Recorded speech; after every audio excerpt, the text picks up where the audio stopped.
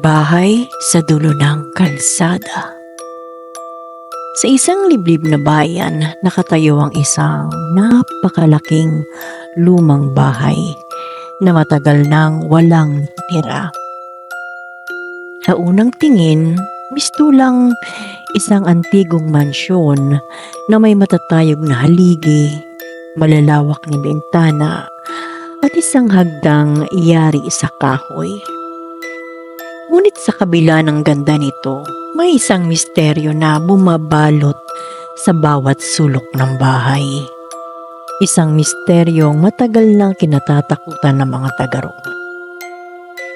Ayon sa matatanda, may mga nilalang sa loob ng bahay. Hindi lang isa, kundi marami. Sa kabila ng babala, may 4 na magkakaibigan, sina Mark, Leia, Rico at Angela ang nagpasya na puntahan ng bahay.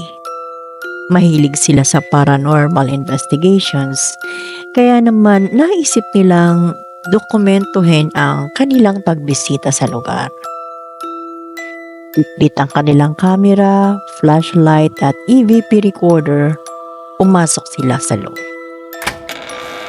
Pagbukas pa lang ng malalaking kahoy na pinto, agad nilang naramdaman ang biglaang paglamig ng hangin. Napansin ni Leia ang amoy ng lumang kahoy at amag na bumalot sa kanilang pangamoy. Kahit may malawak na bintana, halos hindi pumapasok ang liwanag mula sa labas. Sa unang tingin, tila ordinaryo lang ang loob. May lumang muebles na natatakpan ng puting tela at chandeliers na puno ng agyo. Ngunit habang iniikot nila ang kamera, may isang hindi maipaliwanag na anino na nasilayan sa sulok ng isang kwarto.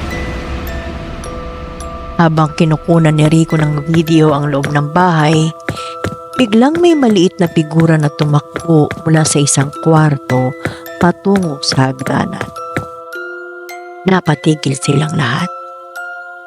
"Ano yun?" bulong ni Angela. Nanginginig ang boses. Dahan-dahan nilang ni-rewind ang footage sa camera. Noon nila nakita ang itsura ng batang tumakbo. Isang batang nakaputi, walang sapatos, at tila walang mukha. Napalunok si Leia. "Hindi tayo nag-iisa rito."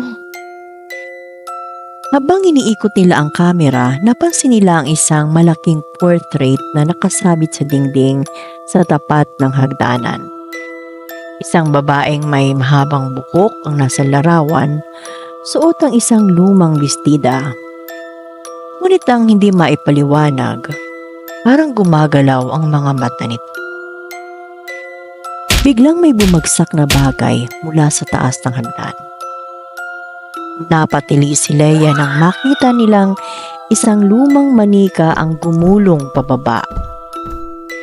Tinutok ni Rico ang flashlight dito at halos mabitawan niya ito nang makita niyang kumindat ang isang mata ng manika. Sabay biglang sumara ang isang pinto sa itaas. Mula sa loob ng isang madilim na silid, may lumabas na isang babaeng nakaputing damit. Mahaba ang kanyang buhok at nakayuko ang ulo, kahit hindi nila makita ang kanyang mukha. Miss, pasensya na po, hindi po namin alam na may tao dito," nanginginig na sabi ni Mark. Hindi sumagot ang babae. Unti-unti siyang lumapit at doon nila napansin ang hindi pangkaraniwang bagay dahil hindi siya lumalakad. Para siyang lumulutang sa ere. Dahan-dahan niyang itinaas ang kanyang ulo at nang makita nila ang kanyang mukha, halos hindi sila makahinga sa takot. Wala siyang mata at wala ring bibig. "Muna tayo!" sigaw ni Angela. Ngunit bago pa sila makagalaw, biglang sumara ang pinto sa harapan. Nagsimulang bumalot sa kanila ang malamig na hangin at unti-unting lumabas ang mga aninong tao mula sa bawat sulok ng bahay. Sa isang kisap mata, nakita nila ang batang multo na tumakbo kanina. Ngayon ay nakatayo na lang ito sa harapan nila. Walang mukha, walang emosyon. Bigla nilang narinig ang isang mabagal na bulong sa kanilang tenga. Wala nang makakalabas dito. Sa takot, hinila ni Mark ang isang krusipiho na nakasabit sa dingding at itinapat ito sa babae. Bigla siyang napasigaw at nawala na lang na parang usok. Kasabay nito biglang bumukas ang pinto at agad silang nagtakbuhan palabas.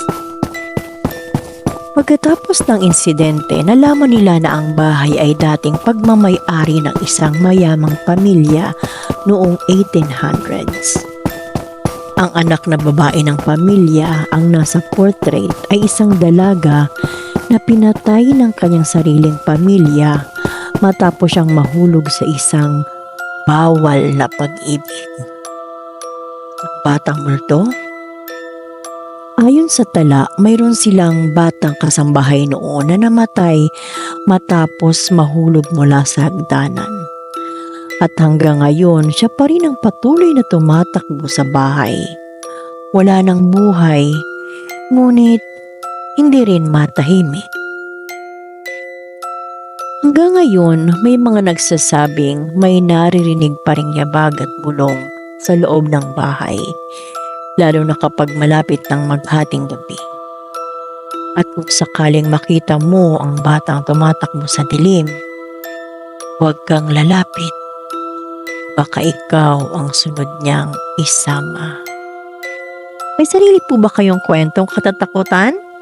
Padala po ito sa rosalindaaribal@gmail.com at baka ikaw na ang susunod kong gagawa ng video.